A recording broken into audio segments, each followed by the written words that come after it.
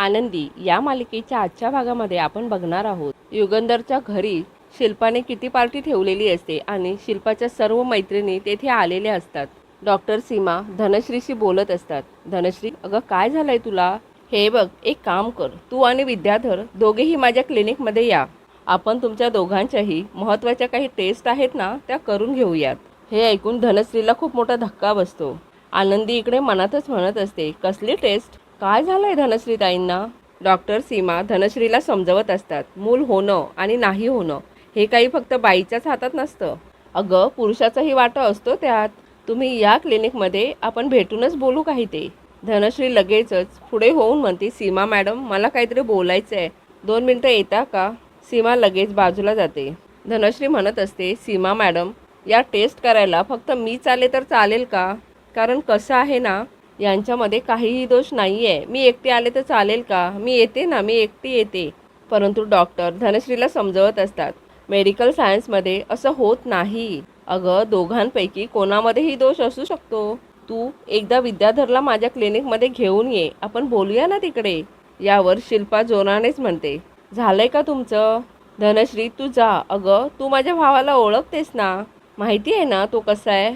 अगं चल ये आता, तू काय इथे दवाखाना खोलून बसली आहेस का? त्यानंतर किट्टी पार्टीला आलेल्या सगळ्या बायका चिठ्ठ्यांचा गेम खेळत असतात। डॉक्टर सीमा म्हणत असतात, आनंदी आपल्यामध्ये नवीन आहे ना, मग आपण तिच्यापासून सुरुवात करूयात।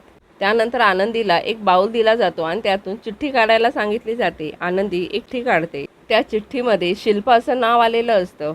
शिल्पाचं नाव बघून सगळ्यांना खूप आनंद होतो। सगळेजण शिल्पा शिल्पा असं म्हणून ओरडू लागतात। शिल्पाच्या मैत्रिणी म्हणत असतात, तुझं नाव आलंय म्हणजे आता तुला खेळावंच लागणार आहे। त्यानंतर शिल्पाच्या मैत्रिणी आनंदीला म्हणतात, आनंदी तू आता टास्क द्यायचे। त्यानंतर शिल्पाच्या डोळ्यावर पट्टी बांधली जाते आणि गेम सुरू होतो।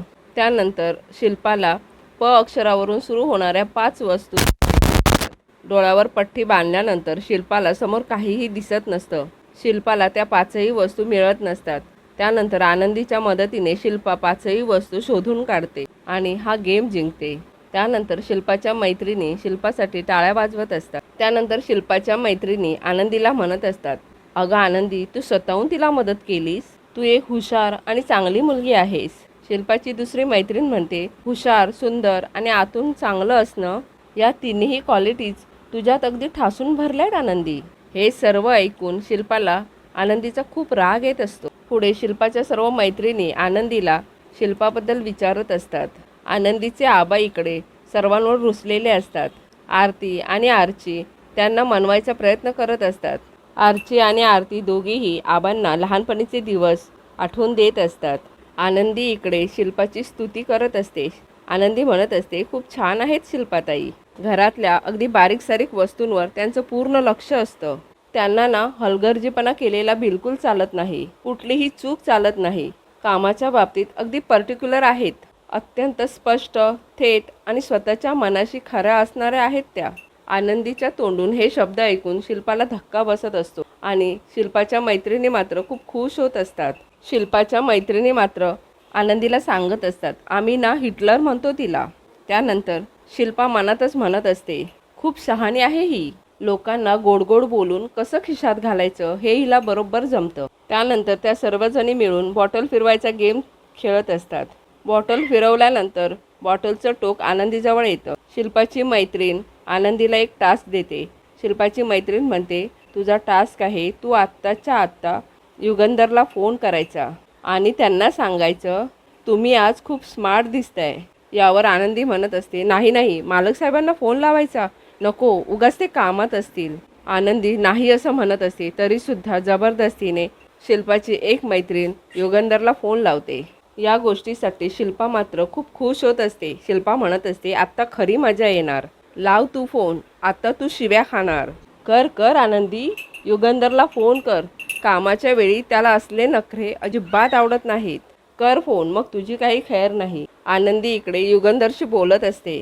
युगंधर फोन उचलतो। आनंदी म्हणते, युगंधर म्हणत असतो, काय झालं आनंदी, काही पाहिजे का तुला? आनंदी म्हणते, ते आज तुम्ही खूप छान दिसताय। यावर युगंधरच्या चेहऱ्यावर स्मित हास्य येतं आणि युगंधर म्हणतो, काय काय म्हणालीस? एवढ्यातच आनंदी फोन कट करते। शिल्पाच्या मैत्रिणी आनंदीला म्हणत असतात, अगं काय झालं, वेडीच आहेस तू, फोन कट का केलास, आम्हाला सुद्धा ऐकायचं होतं. युगंधरला मात्र सारखेच आनंदीचे शब्द आठवत असतात. आज तुम्ही खूप छान दिसताय. युगंधर ऑफिसमधून सर्वांना बाहेर जायला सांगतो आणि तो ऑफिसमध्ये असलेल्या आरशाच्या समोर उभा राहतो आणि स्वतःला एकटक निहारत असतो. आनंदी मात्र इकडे खूप टेन्शनमध्ये असते. आनंदी या मालिकेच्या पुढील भागामध्ये आपण पाहणार आहोत. किटी पार्टीमध्ये अजून एक गेम खेळला जातो. प्रत्येकाने आपापल्या नवऱ्याचं हुबेहूब वर्णन करायचं आणि एक आर्टिस्ट आणला जातो. तो आर्टिस्ट हुबेहूब केलेल्या वर्णनामुळे चित्र ड्रॉ करत असतो. आनंदी वर्णन करत असते. आनंदी त्या आर्टिस्टला विचारते, माझं वर्णन करून झालंय, चित्र काढून झालं का? तो आर्टिस्ट म्हणत असतो, हो झालंय. हे ऐकून शिल्पाला खूप राग येतो. शिल्पा खूप रागानेच आनंदीजवळ बघत असते.